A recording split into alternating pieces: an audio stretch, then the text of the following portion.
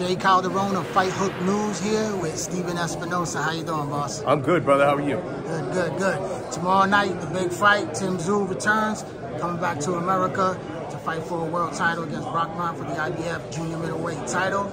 You know, how you see that fight planning out? I know Tim Tszyu is your guy, and you guys are looking for him to come out big. Well, you know what? Tim's a throwback. I mean, he just takes tough fights, no tune-up fights, no comeback fights. He just consistently looks for the toughest fight he can get, and that's been his story since he came to the U.S. In Bakram, he's got a tough guy. I mean, everybody, probably knows that Jack Culcay fight that sort of put him on the map, winning the title.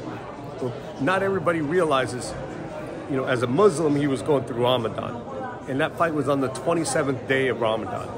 So when's the last time you saw a fighter put on a performance like that? When he had been fasting, food and water, during daylight hours for the last month, So to see him put on that kind of performance, that tells you what kind of toughness, both physical and mental, he brings to it. I mean, he's got a lot of dog in it. And he has said, look, as good as you thought I was after that fight, this is a whole different story. Because I can train, I can eat, I can drink, I can sleep. So, this is truly a 50-50 fight. Tszyu might be the more well-known name here in the U.S., but it's not a gimme fight by any means. So you expect a war tomorrow night for sure? I do. In both of them, there's not a lot of slickness to either one of them. They both come forward, meet in the center of the ring, and slug it out. And matter of fact, I think this whole card is really all action. You look at these guys, 6 fighters, I think a combined record, 122 wins, 5 losses. You got a really high knockout rate with all those guys. I mean, I think we're going to see 3 all-action fights. Now, this is a PBC card, if I'm not mistaken, Correct. Right? It's the first on Amazon Prime for regular non-pay-per-view. How come we haven't seen familiar faces of PBC fighters on this card? Especially guys like Erickson Lubin, who is from Orlando, Florida, and fights in the division of Tim Tszyu. Yeah, there's a backlog of a lot of fighters that need to happen. Tim, was supposed to fight in August, and then, he wasn't cleared from that cut he had from March. So look, there's a lot of guys. I know we're going to be seeing Erickson Lubin soon. We're going to be seeing Fundora soon. We'll be seeing the Charlos, real soon. We'll be seeing Stephen Fulton back again. Things are getting rolling. The shows are becoming more regular. We're doing pay-per-view, non-pay-per-view. So I've been telling people to be patient, and now things will develop. And I think they're really going to start picking up steam now. Is there any truth of the matter of Al Haymon being ill and hasn't been really in the mix, so these fights haven't been coming off the way that you guys planned for 2024? No, that really has nothing to do with anything. Al has been dealing with some personal issues, but he's very much involved. But the change in the pace is, look, we're breaking in a new media partner. They're learning the sport. They're learning the calendar.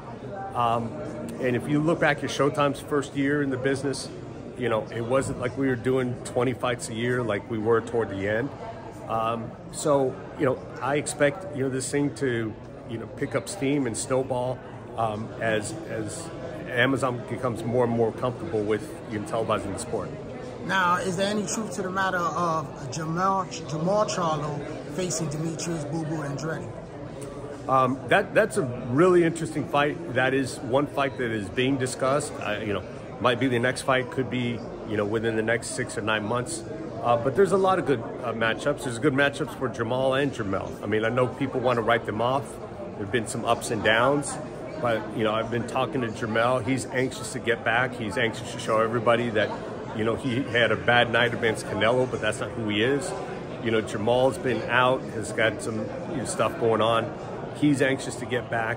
The sport's more interesting with the Charlo brothers in it, so I can't wait to see them back myself. Are they going to be on that Houston card for Tank versus Roach? I think there's a good chance we see at least one of them there.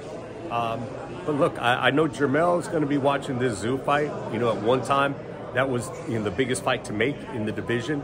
I still think it's a really good fight, and Jermell having the WBA title in recess, and whoever comes out of this fight, whether it's Tszyu or Bakram, you know, a unification fight could be, you know, coming up.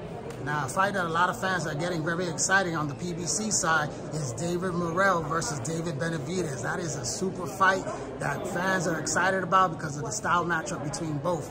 You know, how did that fight come about? Well, look, it's sort of, you know, it looked like they were on course at 168, and then, you know, one of them moves up and then the other moves up, and, you know, it just, you know, became natural. Look, you sort of two guys rising at the same time. It was sort of inevitable whether it's going to be a 168, 175. At some point, their paths were going to cross, and now seems like a good time. You know, Morrell, you know, has got a ton of amateur experience, not as much pro experience, but, you know, I think it's another 50-50 fight, to be completely honest. Now, Saudi Arabia is becoming a big player in the game. You know, have you guys talked with each other to do fights with each other? I know you guys had a certain amount of fighters on the last card, on Crawford's card. Now, you got PBC, you also have Top Rank, and also Eddie Hearn, all in the mix doing fights with Saudi Arabia. Are we going to see more fights with Saudi Arabia and PBC involved? You know, it could do. I mean, obviously, PBC's primary media outlet is Amazon. You know, and, you know, if anybody's willing to sort of work with Amazon, then, you know, PBC's open to work with. So, you know, whether it's the Saudis, whether it's other promoters, there hasn't been any hesitation of PBC. I mean, you've seen PBC fighters on the Saudi cards, you've seen them on DAZN, you've seen them, you know, other places. We've done combined network deals. So, you know, the reality is, you know, these fights are getting made, and if there's a good fight to be done, then PBC will do it. Canelo Alvarez put in a big audience. I was there at the T-Mobile Arena in Las Vegas. You know, a lot of people said that this fight wasn't going to sell. A lot of people bashed it because he was fighting Edgar Berlanga. We saw that Eddie Hearn was able to allow Edgar Berlanga to come over to fight Canelo Alvarez, and it was a big turnout, and the numbers don't lie.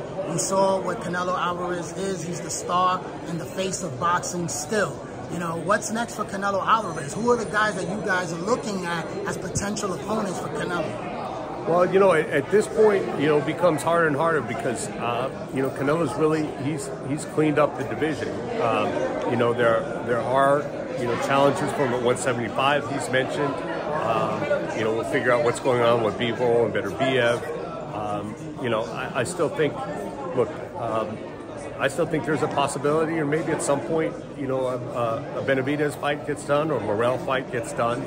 But, you know, the reality is, I think Canelo wants to keep doing these big events, these big fights. I don't think he's all that excited about, you know, getting guys from welterweight who want to move up, you know, and fight him. That's the one thing. He's looking for bigger challenges than that. But, you know, the one thing you got to say about Canelo is wherever he fights, whenever he fights, it's a big event. I mean, you've seen it in person. You know, the guy brings out, you know, the fans from all over the place, not just Mexico.